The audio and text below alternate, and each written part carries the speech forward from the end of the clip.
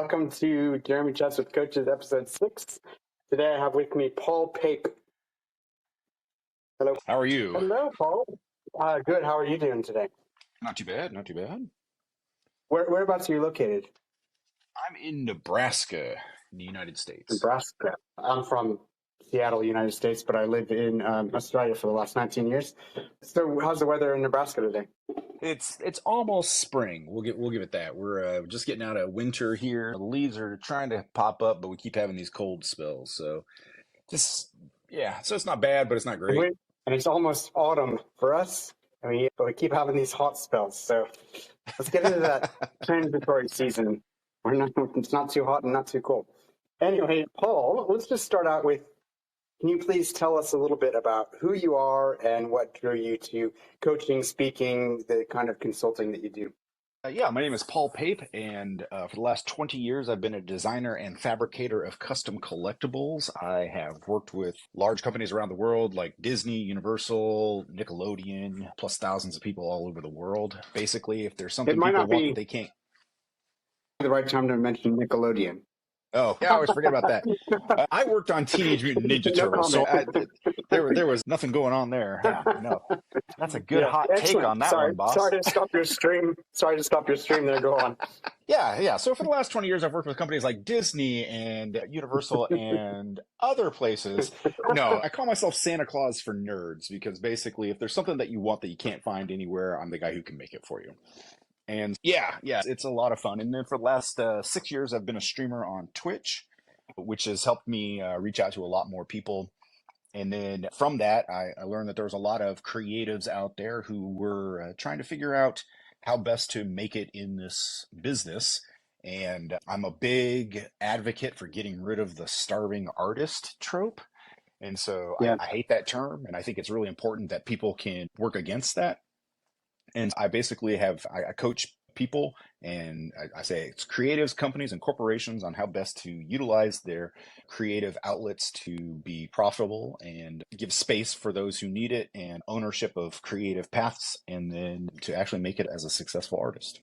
That's really good. When you talk about the starving artist trope, my ex-wife has written a novel that I think is fantastic and that the world needs to see, but by the time she was on the 4th draft of it, she just got sick of it halfway through, and so much had changed that she just laid it down, and it's just been lying there for years, and I don't know that she'll ever pick it up again. And it made me think how many millions of artworks are out there that almost nobody ever sees because the artist doesn't put it out. Absolutely. Absolutely. And I think a lot of it is because the struggle from creation of an idea to tangible medium it's a challenge for a lot of people. It's a labor of love or it's a labor of passion. And I find that with a lot of creatives that it is so emotionally draining. And then to have to go back and have somebody first off critique it, like it from a writer's perspective. You're going through drafts and somebody's this needs to be cleaned up and that needs to be cleaned up, and as the writer themselves, they're like, this is my voice, this is that, and they forget about the technical aspects of it so much as they do just the passionate art part of it. And I can definitely see how that fall by the wayside. Yep. Yeah, and it'd just be amazing, I think, to find all those things, all those artworks of whatever type that are out there that sometimes after the death of someone famous, we were able to find some more of their stuff that they never thought was good enough to put out. And it's just so amazing because everyone seems to be their own harshest critic. Artists often think it's not good enough to put out, whereas lots of people would love what they've made.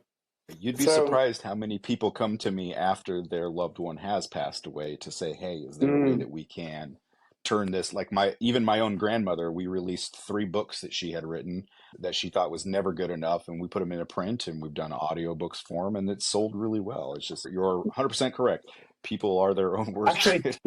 Actually, it makes me think, now I'm thinking there's this trope, I guess, that with artists like Picasso and whatever, that they're never rich and famous until they're dead. And I've always thought that was because they had such trouble marketing, but I've just thought maybe they never even tried to put those out while they're alive because they didn't think they're good enough. So anyway, a bit of a tangent, but what would you say is the core philosophy behind your coaching and what you do with people?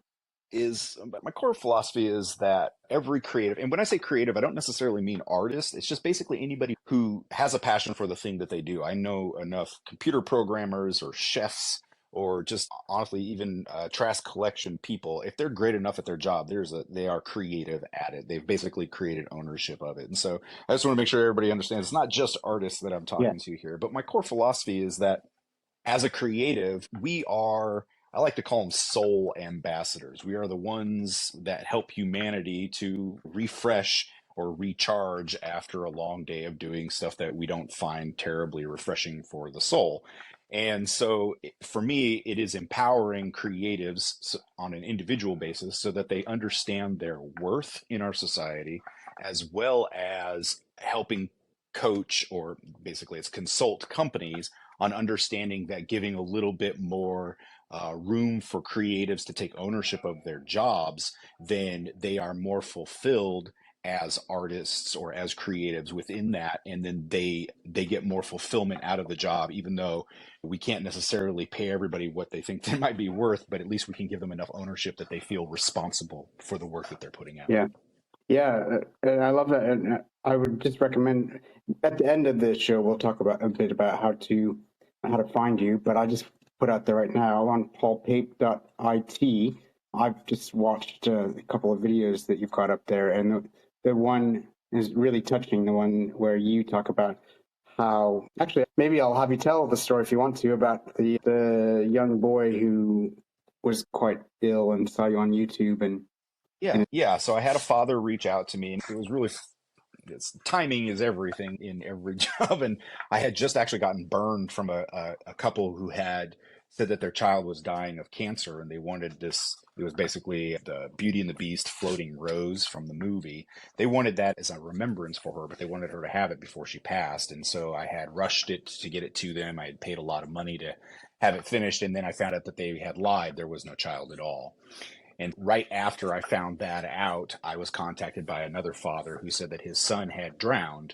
And after 6 minutes, they had brought him back, but he had irreparable brain damage. And of course, I had just gotten burned out of over $2,000 worth of work. And so I was like, yeah, prove it to me, man. And oddly enough, he did. He had everything there to back it up. And you feel, I felt really guilty about it after the fact. And he basically told me that his son, he's stuck as a 6-year-old in a 4 or 6-year-old. I don't remember exactly off the top of my head. I think it was 6 years old. But his favorite movie was Despicable Me before he had the accident. And so he had become enamored with this book that the main character Gru creates called One Big Unicorn. And it's a story that he hand wrote in the movie, and he says to his adopted daughters, and he puts his nose through it to make the unicorn horn. And it's a pretty funny but touching moment in the movie. And this boy had become so enamored with it. And it's the only thing from the movie that was never produced. There's a lot of toys, and they actually came up with other books that are in the movie, but this one was not there because it's only 6 pages long. And so the father had asked if I was able to recreate it for him. So I did. And knowing that the boy would be using it a lot, I actually created 2 for him. And I also created him in such a way that it could actually be used a lot. It could be read over and over again without being damaged. But I know that I've got 3 boys of my own, and I know once they get attached to something, it becomes love to the point of falling apart. So I just wanted to make sure that he had a second copy in case it ever got to that point. And yeah, it was really touching. They filmed their son opening this package, and you could see the absolute delight and love in the kid's eyes. And it was really impressive. And the mom actually told me on the video, she said, your gift changes lives. And that was a really big turning point for me as a creator to know that, as somebody once told me, that your ordinary is everyone else's extraordinary. And you don't recognize how your gift impacts people because to you, it's your everyday life. But to other people, they recognize it as magic. And so I think for that family, I gave them magic when they needed it most. And it really helped bring me back, one, from being burned from the couple that or the person who lied to me, but then also to see that even though bad things may happen in this, especially in this line of work, creativity really does change people's lives. It gives them magic when they need it. Yeah. So it gave you back some of that feeling you probably had at the very beginning of your creative work, and then showed you also for your clients that you can Do you have that story? Do you have any other ways to impress upon clients just how valuable their gifts are? Absolutely. Pretty much anything that, again, that quote, "your ordinary is someone else's extraordinary." And it is 100% true.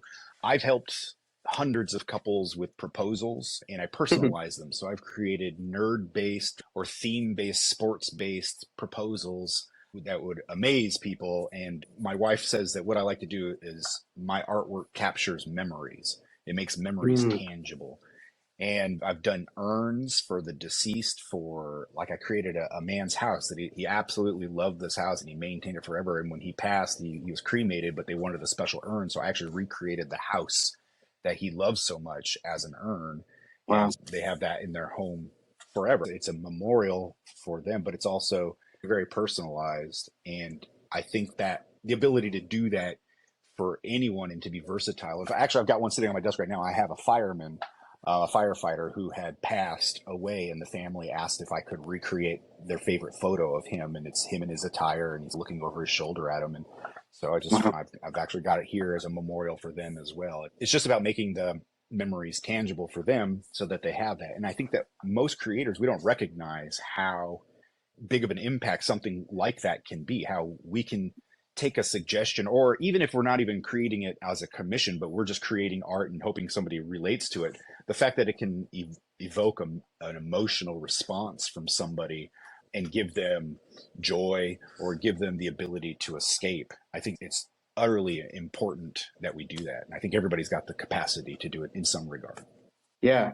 The amazing thing about it being commissioned work is you get to see the joy that it brings to the people. Whereas when you put it out there, you get to see sometimes, but there would be so many people affected by your creativity that you never even hear anything about. So it's pretty special to be able to hear the story and see the actual joy in the people's eyes. Absolutely. It is nice. And I actually do the same thing for corporations and stuff. When I say I work for like Disney or Universal, I do a lot of work for the Tonight Show with Jimmy Fallon. And Mm, they will call me up and just ask me to do the wildest, wackiest stuff. I've created I can custom action imagine. figures for, yeah, Dwayne the Rock Johnson. I've done singing, talking robots. But it's really interesting because they just have these ideas. They have a writer's room where these people just come up with these like really crazy skits, and they're like, "Oh, we'd love to do this, but it's got this super specific thing that we don't know how to even begin to imagine how to create it." And they're like, just call up Paul and see what he can come up with. And it's always something that, to me, I love the challenge of it, but it's really cool to be able to make these fantastical ideas that just people just come up with into a reality. Please tell me that you designed the love toilet on the SNL commercial sketch. Sadly, no, Do you have they've any got their idea own what I'm prop talking about? department. I do Do you know indeed. what I'm talking about? Yeah. Yep. So for listeners, Yep. just look it up on YouTube. Saturday Night Live Love Toilet. It's yeah. I won't ruin it. Just look it up. How do you, when you are working with a creative, how do you help them really unlock their potential, especially if they don't see it themselves? I think a big part of it, first off, is, and it sounds really boring, but I think the best place to start is sitting them down and explaining to them how to figure out what to charge. It's the biggest stumbling Mm, block for most creatives, but I use a formula, and it's really interesting when you take something as intangible as talent and you give it a mathematical equation. It sets their mind to ease a lot, especially with creatives, because then they see it is finite. And like I said, I don't like the starving artist trope. And I've had enough customers over the years or clients that want to haggle with me. And I'm a big proponent of I can't haggle with you at your day job. You can't haggle with me at mine. And a lot of yeah. artists are willing to put their basically willing to put their time, negate that as to how much it's worth. And Yeah. time and experience is worth so much. And so really helping them to understand that their skill set has a finite cost to it that needs to be expressed in the pricing of their work, I think is the first place to start. And that really, once they see that, then they understand that they do have value. And that value is a huge step for them to be able to begin the journey of actually being prosperous in this type of field, in this field. Yeah, because I think for almost everybody, selling yourself is the most difficult thing to sell. And when you're creative, that creativity is a part of yourself. So you really are selling yourself. And it's, as you said, it's usually your ordinary. So it really doesn't seem like it's worth that much to you. Whereas because it's other people's extraordinary, it's worth multiples of what you think it's worth as an individual usually.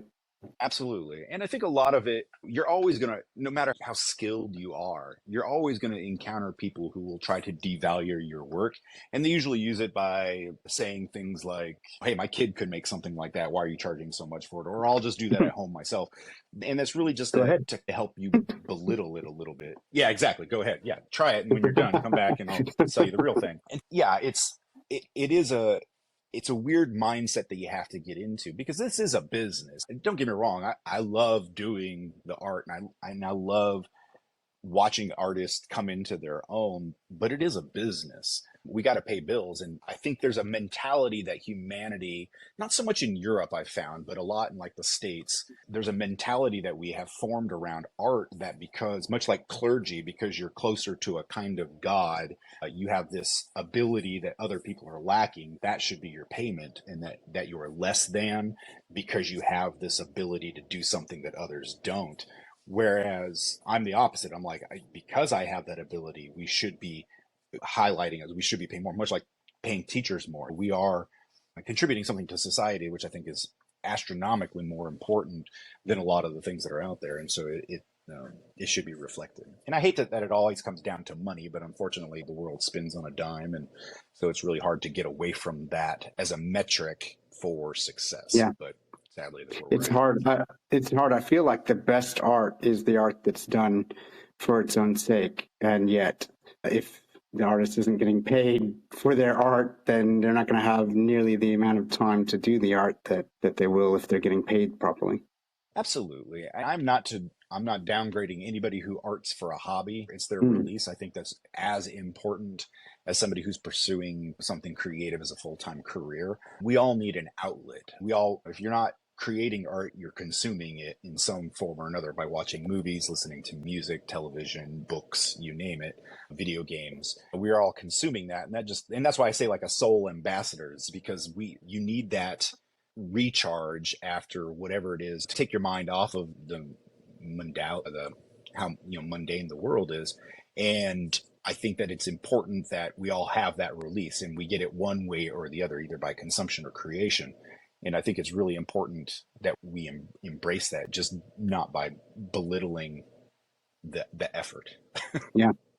I mean, I would agree in my own life. It's not only, I wouldn't even just call it escapism. I feel like when I really get into a novel, or especially a series of novels, it's like visiting another realm or another dimension or something.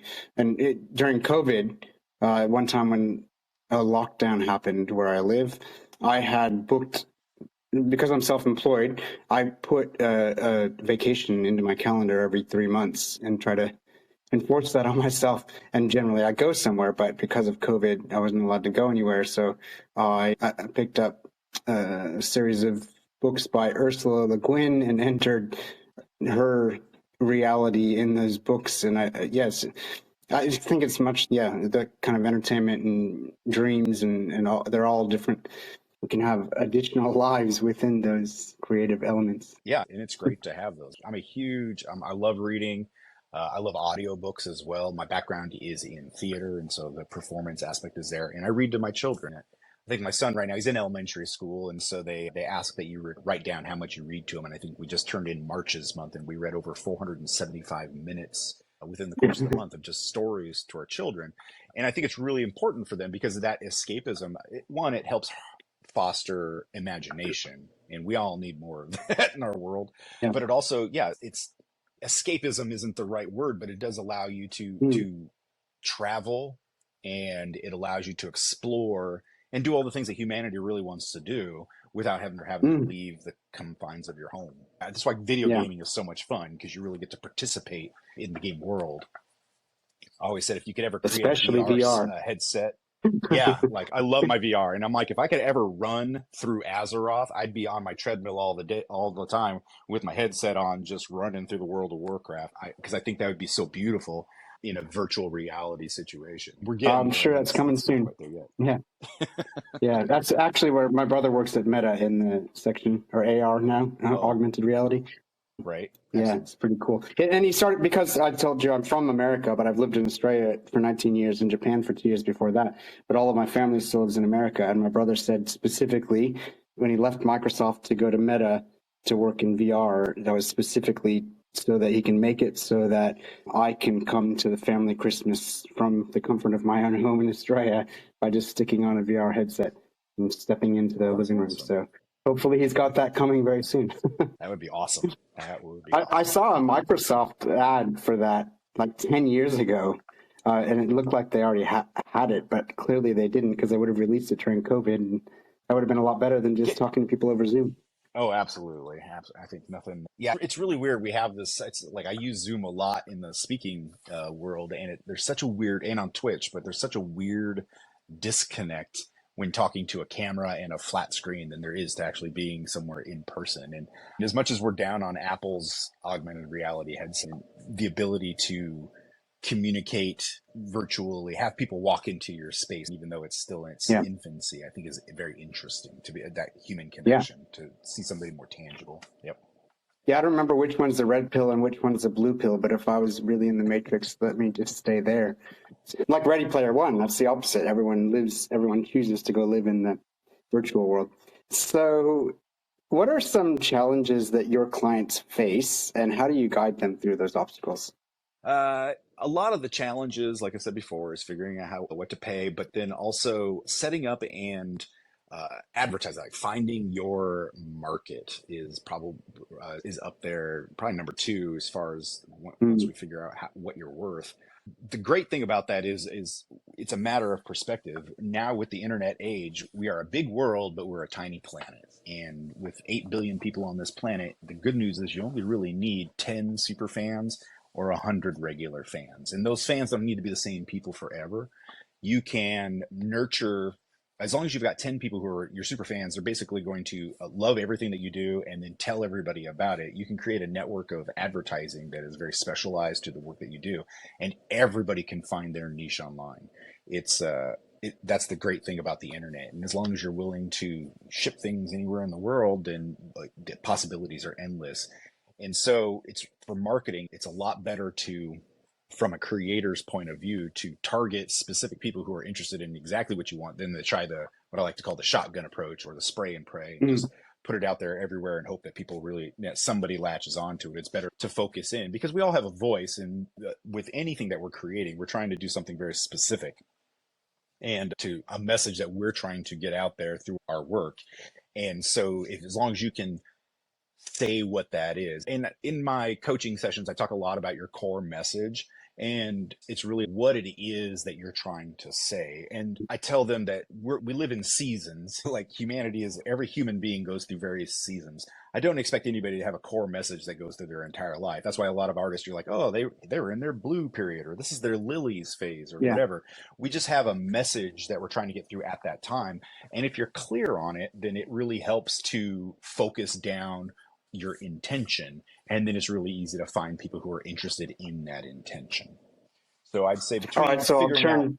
No, go ahead. oh no, you got a question. I was just rambling. I was just going to say I'll turn your coaching back around on you. What's your core message? My core message depends on what I'm doing. If it is my art itself, it is literally creating tangible memories. That is in it's all on an individual basis. I want to make sure that your memories become tangible in the most deeply meaning way for you. So when you look at something that I have created for you, I want it to evoke a very specific memory. That's from my art perspective. From Yes. my coaching perspective, my core message is I want for individuals, it is for them to truly understand their worth as a creator Mm, and to know that they can be successful. And then for companies and corporations, it's to elevate them and understanding the value of creativity and creative solutions within their businesses. wonderful. So then, I guess that's the big picture. Now, can you explain the process of setting goals with your clients and how you ensure that they stay accountable to those goals? That's the easiest thing with artists. Goals are fairly easy to basically, when you're setting goals for an artist, what I like to ask them is that you're trying to achieve. That usually comes down to their core message. What is the message that you're trying to get out there? And then how do you how do you see that success? What does that success mean to you?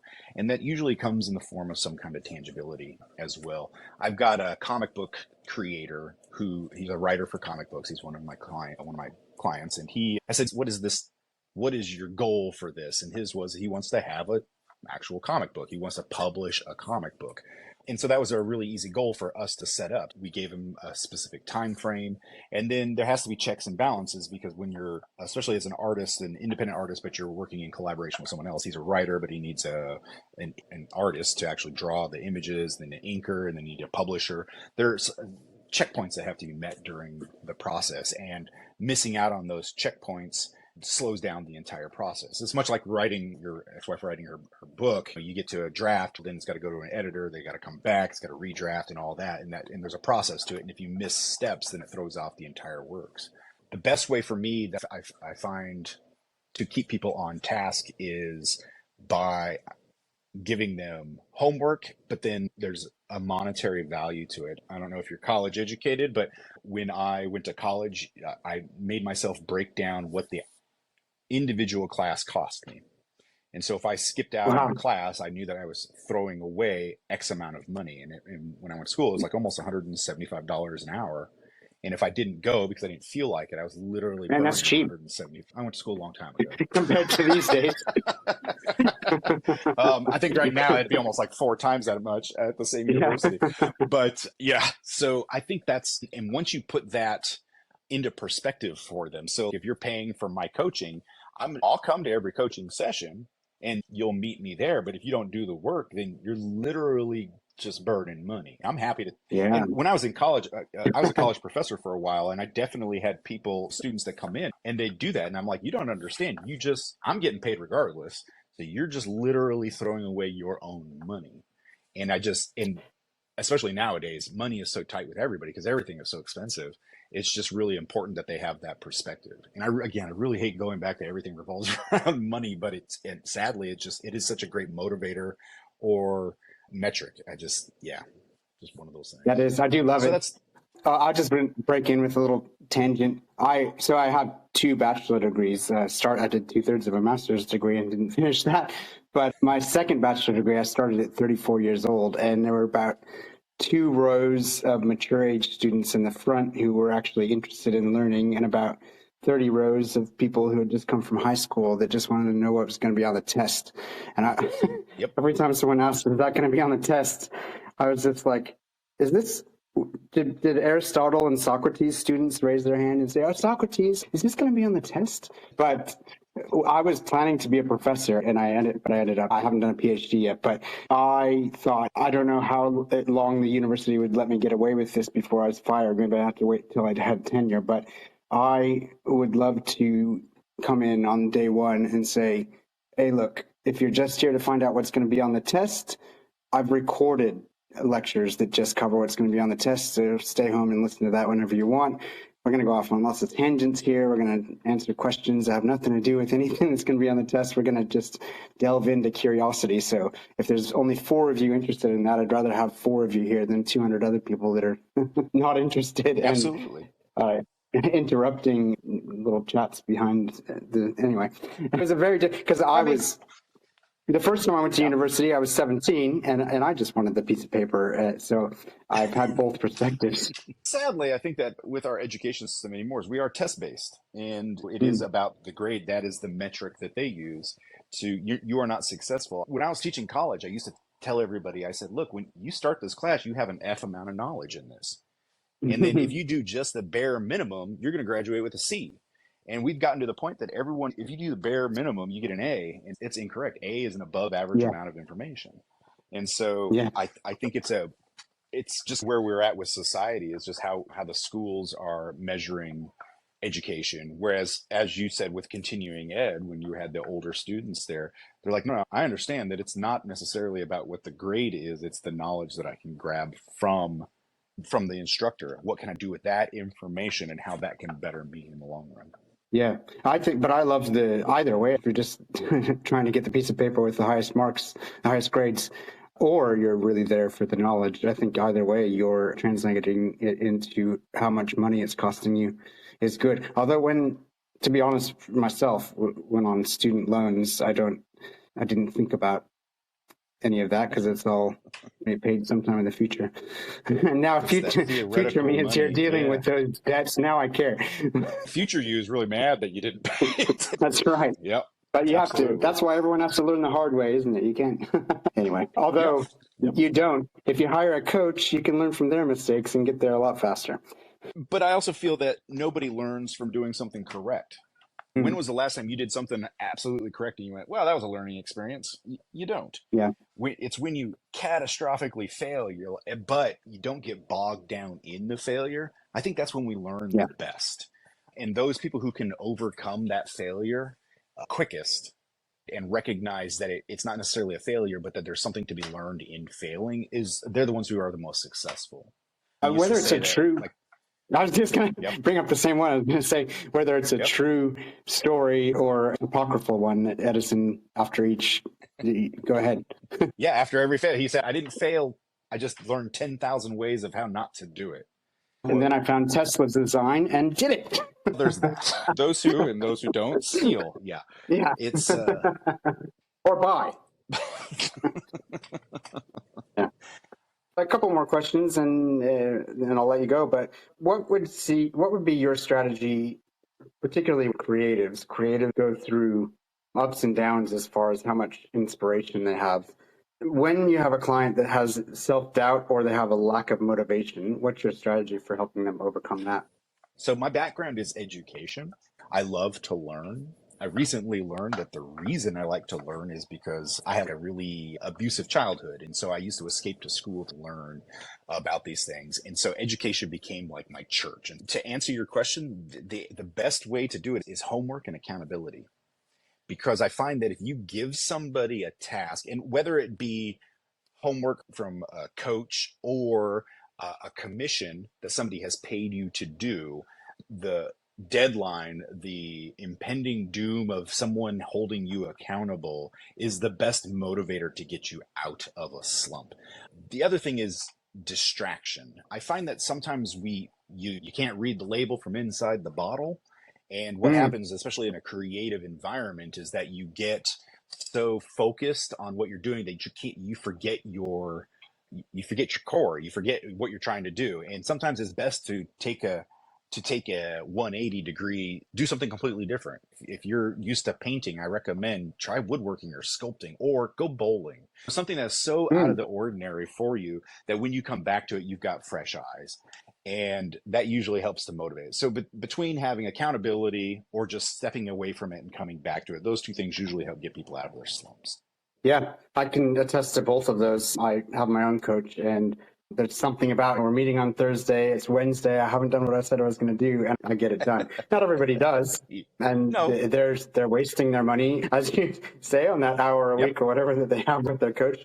But it works for me. And then the second one, I think a lot of that has to do with the fact that often our unconscious is actually far more creative than our conscious. And when we're thinking about it consciously, we lose that. And then when you go off and do something else, you're still working on it. It's just unconscious, and you come back and it just seems to flow. But yeah. Absolutely. It's like that infuriating moment as a creative when you're working on something and then somebody who has absolutely nothing to do with it walks in and goes, well, have you tried thinking about this?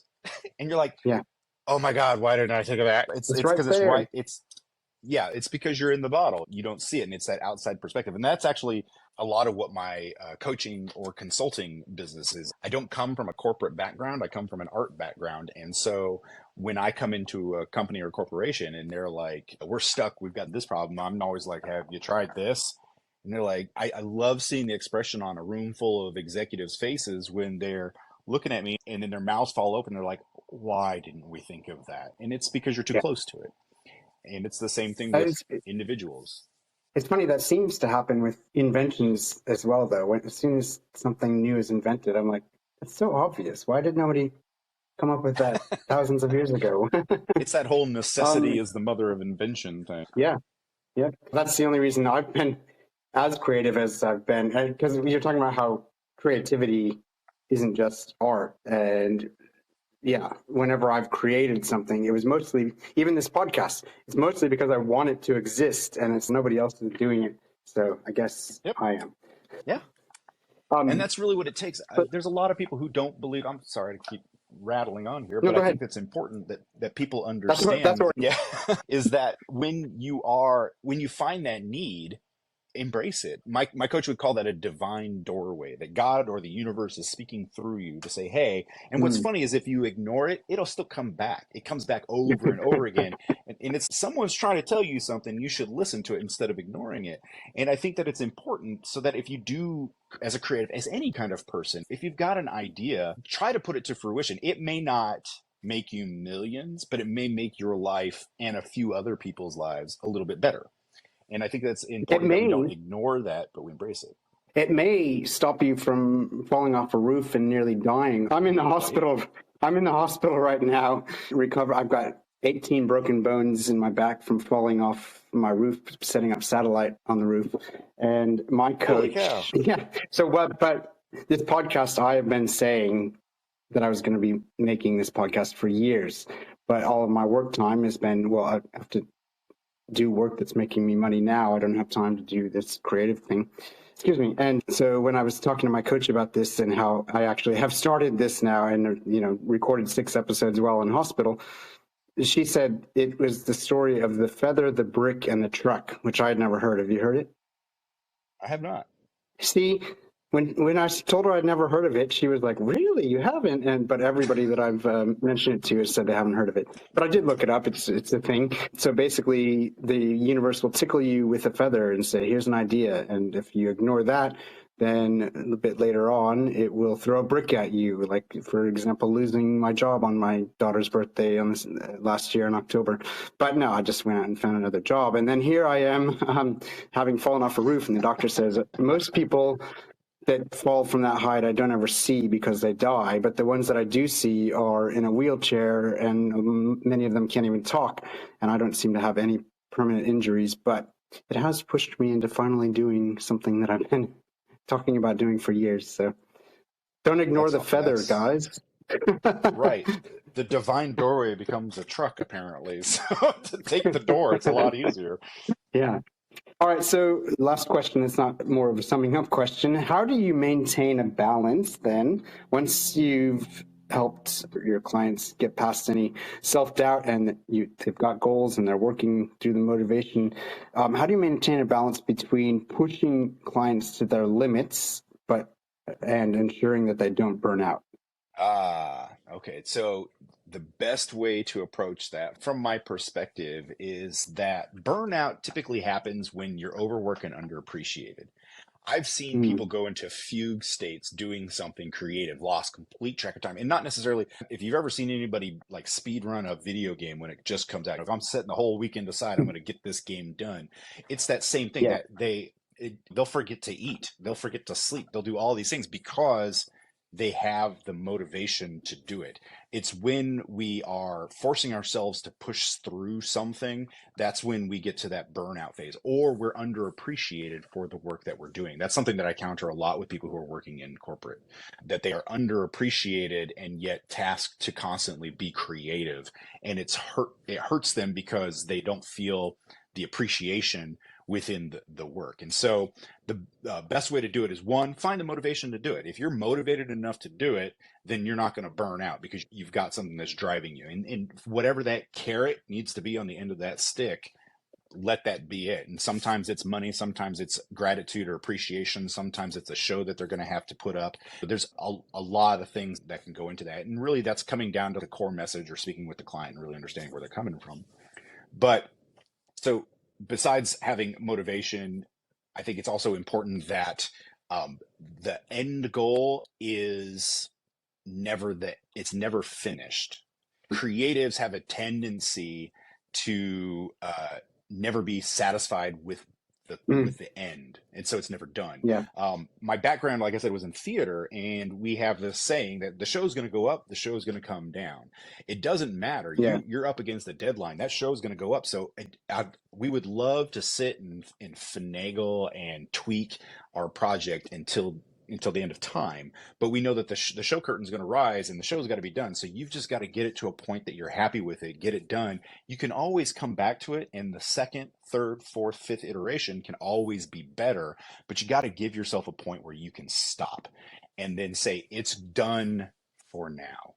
And I Yeah. think that really helps with the burnout. So deadlines is another one. It's when I'm working with clients with my own work, a lot of times they're up against, hey, I want to propose on this specific date, or I've got a wedding on this date, or a birthday, or we're doing a celebration of life on this date. I need to have the thing in hand.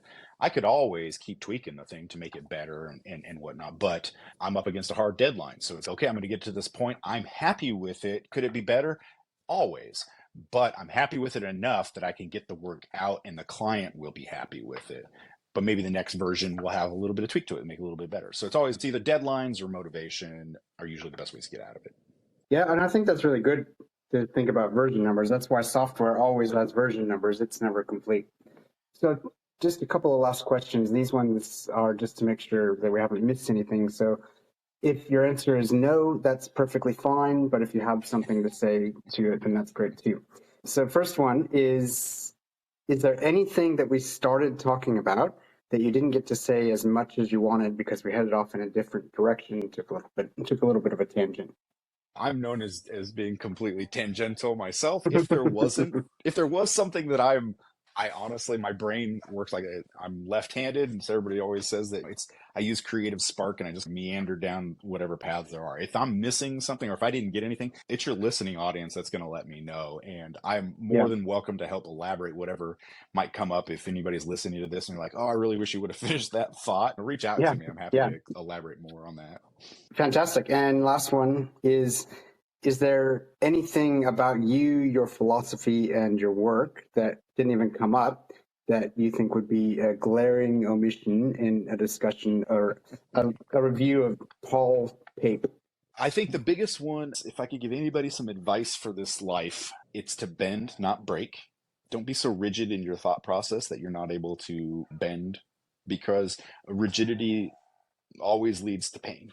And so if you find yourself in a situation in which things are just not working, find out why. The why is typically because you're unmoving. And as much as we like to say we want to be strong and unyielding to all of the crap that's dealt to us, I think it's important that we have the ability to bend.